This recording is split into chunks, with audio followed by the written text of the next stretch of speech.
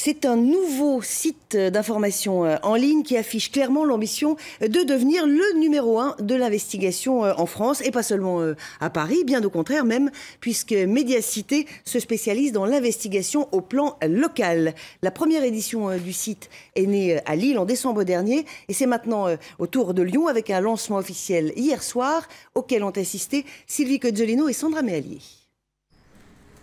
Morgane Rémy est journaliste pigiste à Médiacité. En clair, elle travaille en tant qu'indépendante pour plusieurs médias, mais son truc à elle, c'est l'investigation. Sa spécialité, l'économie. Et sa première enquête, le travail détaché illégal, a fait la une du premier numéro de Médiacité Lyon. Pour cette jeune journaliste, un média d'investigation dans une métropole est une évidence. Quand on parle de nos enquêtes sur le terrain, on sent qu'il y a un retour. Il n'y a peut-être pas suffisamment de caisses de résonance pour mettre en valeur justement l'investigation locale. Il y a des grands médias nationaux qui jouent cette carte-là, Mediapart notamment, mais au niveau local, on a peut-être besoin d'un renouveau, d'un peu de souffle sur ce thème-là. Il y a un enjeu, c'est de recoller avec le public. Parce que nous autres journalistes, en ce moment, on en prend quand même beaucoup plein la figure, vous le savez. Hier soir, l'équipe éditoriale a lancé officiellement la publication en ligne. Médiacité Lyon a pour ambition de devenir le pendant local de Mediapart. Un média indépendant qui mise sur le financement participatif et les abonnements du public.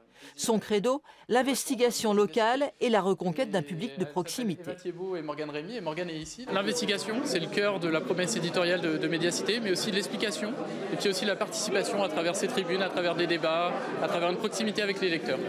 Médiacité Lyon compte sur 3000 abonnements et se donne 3 ans pour réussir son pari de l'enquête au plus près des territoires.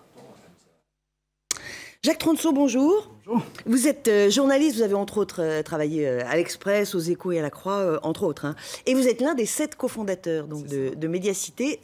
Comment vous est venue l'idée? Racontez-moi. Si vous voulez, on était pour plusieurs d'entre nous jusqu'il y a un an dans le groupe L'Express, l'Expansion, qui a vécu à son tour des heures difficiles avec un rachat par Patrick Drahi, le mania des télécoms. Ça a été extrêmement dur. Il y a eu 250 départs sur 750 employés. On n'était pas les premiers, on ne sera pas les derniers. La presse vit des heures très difficiles. Et on s'est interrogé, à plusieurs, et on s'est dit, mais comment est-ce qu'on peut continuer de pratiquer notre métier comme on veut le faire? Comment on peut renouer avec les fondamentaux du journalisme? Comment on peut faire de l'enquête de qualité? Et c'est comme ça que c'est né. Et on s'est dit, OK, on part. On lève la main, on bénéficie du plan social et des aides, et puis on lance Médiacité. Alors on va revenir sur le modèle économique de Médiacité. Vous mettez vraiment l'accent sur l'investigation locale et régionale. On est loin de Paris. Oui. En fait, un certain nombre des fondateurs de Médiacité sont parisiens, mais on ne s'intéresse pas à Paris. On s'intéresse aux grandes métropoles. En fait, ce qui est absolument incroyable, c'est que la France bouge, les métropoles montent en puissance, démographiquement, économiquement, et en même temps, le paysage médiatique est stable. Vous avez globalement un grand journal de presse écrite par métropole. Et on se dit qu'il y a une place à prendre, et qu'il y a un besoin, et qu'il y a sans doute un goût du public pour de l'enquête de fond sur les métropoles.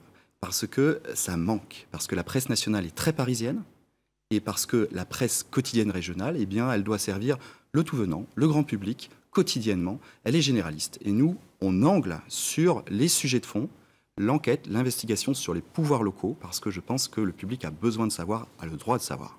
C'est en quelque sorte une tentative de réponse à la défiance manifestée ces derniers mois vis-à-vis de la presse. Oui, parce que quand on est journaliste, on ne peut que s'interroger sur ce qui s'est passé les mois écoulés. On en a pris, vous l'avez repris cet extrait dans le reportage, on en a pris plein la figure. Hein. C'est-à-dire que le public est défiant, le public nous croit connivants, le public nous croit peu indépendants. Et donc nous, on lui dit, écoute, viens voir, regarde Médiacité et juge par toi-même. Et en tout cas, nous, on te garantit qu'on carbure à ça. On carbure à l'indépendance, on veut refaire notre travail de fond et on veut enquêter sans parti pris. On n'est pas partisan, mais on y va. Et on n'a pas peur, on n'a pas froid aux yeux. Et la preuve, la première enquête le révèle. Alors, on va y revenir, il nous reste assez peu de temps. Juste, sur le modèle économique, très rapidement, c'est un financement participatif et puis vous comptez sur les abonnements, c'est ça? Oui, parce que pas de pub. La pub, déjà, c'est une chimère sur Internet. L'abonnement, c'est le meilleur lien avec le lecteur. On sait que le lecteur est sursollicité, donc c'est à peu près 6 € par mois, donc c'est un prix faible. En échange de une enquête par semaine, une enquête très approfondie, avec des gens qui travaillent. On a vu Morgane tout à l'heure, elle y passe du temps, elle a de la compétence, ça vaut les 6 € sans aucun doute. Première enquête donc aujourd'hui, elle concerne le directeur de l'Opéra de Lyon qui a des notes de frais conséquentes apparemment.